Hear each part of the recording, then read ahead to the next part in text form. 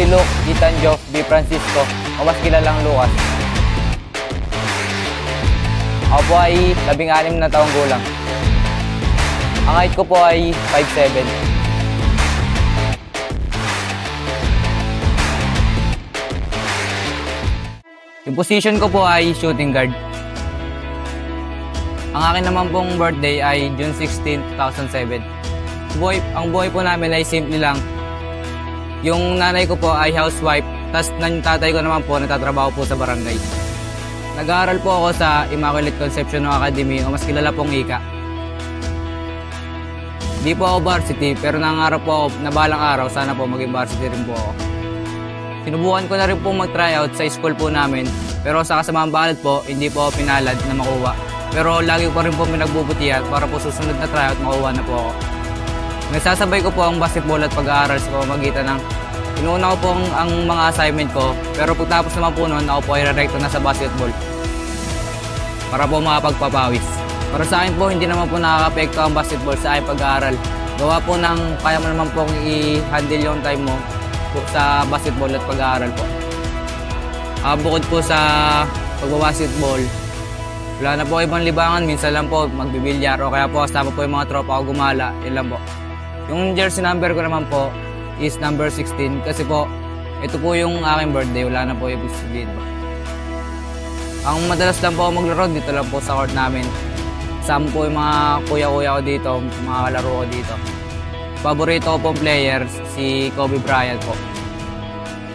Sa kalupitan po ng mga galaw niya, gusto ko rin pong gayahin yun, na balang araw magiging ganun rin po ako. Paborito ko pong team ay Lakers kasi po andun po yung aking iniidolo na si Kobe Bryant. At malakas po ang team na ito, ang gawa ng teamwork nila. Nagsimula po ako mag-interbarangay nung ako po yung pinakabata sa kids namin, 2004-2007 po. Doon po ako nagsimula mag-interbarangay. Tapos po sunod-sunod na po yun sunod-sunod na year na po yun. Hanggang sa po nawala na po yung interbarangay dito sa amin. Pagdating naman po sa aming barangay, isa rin naman po sa mga inaangaan po ng mga kabataan dito po sa amin sa larangan ng basketball. Intercolor po namin, nung kids division po, nakakuha po ako ng 2 mythicals sabay isang MVP po. Tapos po nung nag-midget naman po ako, di man pinalad ng 2 beses pero 2 beses rin po naging mythical. Naranasan ko na rin po dumayo sa iba't ibang barangay. Kasama po yung mga senior po dito sa amin o yung ibang mga tropa ko po. Sinusubukan po namin dumayo sa ibang barangay para masanay rin po kami may pagsagupahan sa iba. Napasama po ako sa MMW nung ako po ay elementary. Nag-city meet po kami at yung coach po namin doon ay si Coach Mark. Hanggang sa po nagtuloy-tuloy na po yung aking career sa MMW. Nagkaroon po kami ng liga sa Imus na St. Benedictine po. Doon po nag-champion po kami. Tapos dumating pa po yung mga ibang liga. Hanggang sa napasama na po ako tuloy sa MMW. Ngayon po 16 years old na po ako. 6 na taon na po ako sa MMW. Hanggang sa po sumama po ako sa mga ensayo ni tatay. Tapos natuto mag-dribble, natuto mag-shooting, at lalo-lalo na po sa depensa. Mahirap po, para rin po, naman po sa amin yun, lalo na po yung mga takbuhan, pero kasama naman po yung mga teammates, banding-banding na rin po. Yung mga training po namin, puro po sa depensa, kasi may tiwala naman po sa amin si tatay sa opensa namin eh. More on defense po kami, takbuhan, tapos mga laterals po, tsaka more on conditioning po.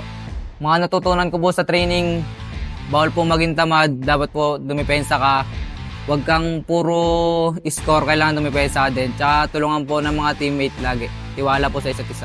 Ininstructuhan din po kami ni tatay noon kasi para naman po sa amin yun, para rin po mapalakas niya po yung confident namin. Tsaka po para sa po mga parating na liga, handa po kami palagi. Loyal na loyal po sa MMW kasi po, ito po yung nagbigay ng way sa akin para po mapatuloy ko po yung basketball career ko. Hanggang ngayon po, marami pa rin po kami ligang pararating. At isa na rin po yung MMW Adventure na dadayo kami palagi sa iba't ibang lugar. Ang mga naging experience ko po sa mga sinalihan namin liga ay mahirap. Pero kaya naman po namin gawa po ng teamwork. Kasi po sa iba't ibang liga po, iba't iba rin nakakalaban namin. Malalakas po ito at malalaki. Kami po ay maliliit lang pero kaya po namin may pagsabayan sa malalaki. Gawa po ng tulungan namin at sipag. Madalas naman po kaming small ball. Gawa po ng wala po masyado kaming malalaki sa team namin. Pero po gawa po ng sipag at tiyaga. Nananalo po kami sa aming mga laban at saka po tulungan po namin teamwork. Masayang-masaya ako na nasa MMW family ako kasi isa na rito yung bonding palagi namin nila tatay. Tapos Ang dami pa pong liga na paparating, tsaka po yung mga teammates ko po ay maayos. Wala pong attitude sa amin, kailangan po marunong ka makisama.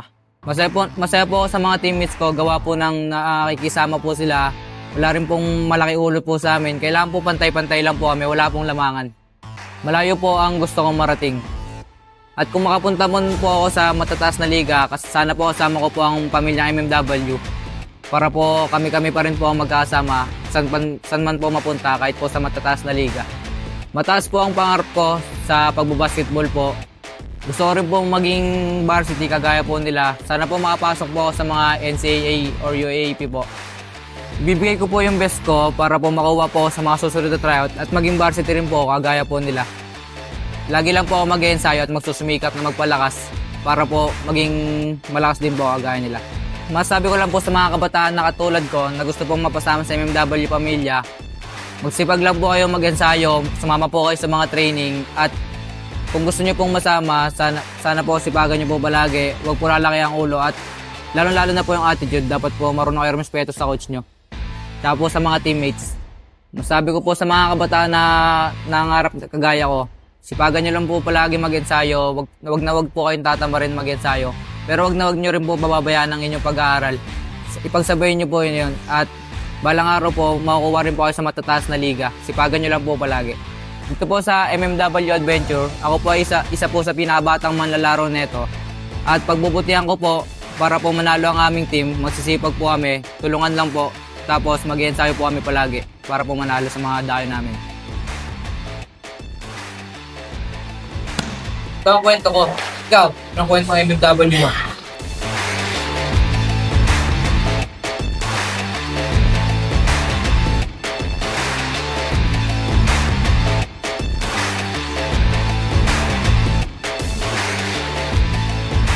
Special shoutout po sa MMW Sportswear. Kung hanapin niyo po sa Facebook page na lang po, search na lang po MMW Sportswear. Lalabas na po yung naganda.